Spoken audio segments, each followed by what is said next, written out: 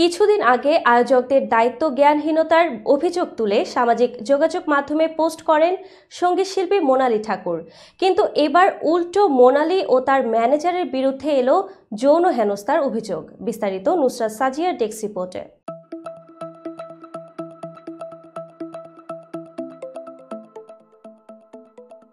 ভারতের জনপ্রিয় সঙ্গীতশিল্পী মোনালি ঠাকুর বারাণসীর একটি কনসার্ট নিয়ে বেশ আলোচনার কেন্দ্রে রয়েছেন।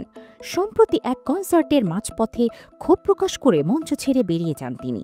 পরে আয়োজকদের দায়িত্বজ্ঞানহীনতার অভিযোগ তুলে সামাজিক যোগাযোগ মাধ্যমে পোস্ট করেন। তবে পাল্টা অভিযোগ করে আয়োজক সংস্থা দাবি করে মোনালি ও তার ম্যানেজার এক নারী কর্মীকে যৌন হেনস্থা করেছেন।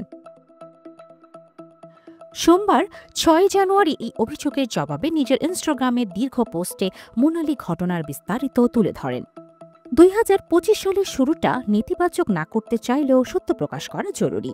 মোনালি লেখেন, বারাণসীতে আমার এবং আমার টিমের সঙ্গে ঘটে যাওয়া ভয়ঙ্কর ঘটনা নিয়ে বলতে চাইনি, তবে অনেক ভেবে দেখেছি এই ঘটনা প্রকাশ করা প্রয়োজন।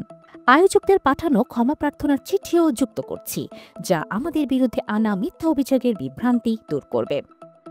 জাতীয় আইন অপব্যবহার করেছেন আয়োজকরা।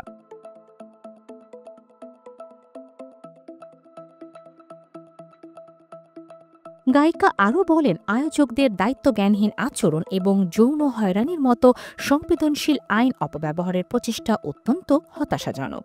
এগুলো নারী সুরক্ষার জন্য তৈরি, অথচ সেগুলো নিজেদের ইগোর জন্য ব্যবহার করেছেন তারা।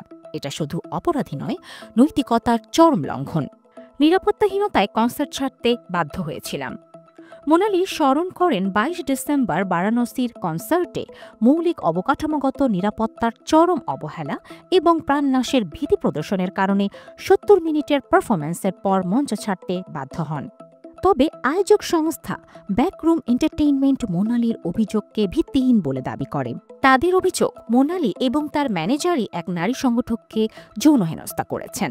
মোনালি এই অভিযোগকে সম্পূর্ণ মিথ্যা ও বিভ্রান্তিকর বলে উল্লেখ করেন। তিনি বলেন, নারীদের বিরুদ্ধে এমন মিথ্যা অভিযোগ আনা আসল সমস্যাগুলোর গুরুত্ব কমিয়ে দেয়। এটি অত্যন্ত হতাশাজনক।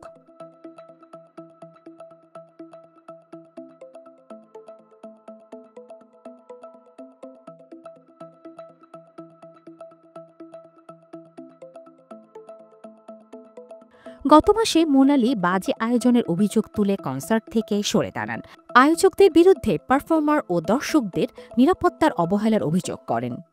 এই ঘটনায় মোনালির সাহসী অবস্থান অনেকের প্রশংসা কুড়ালেও আয়োজকদের পাল্টা অভিযোগ নতুন বিতর্কের জন্ম দিয়েছে।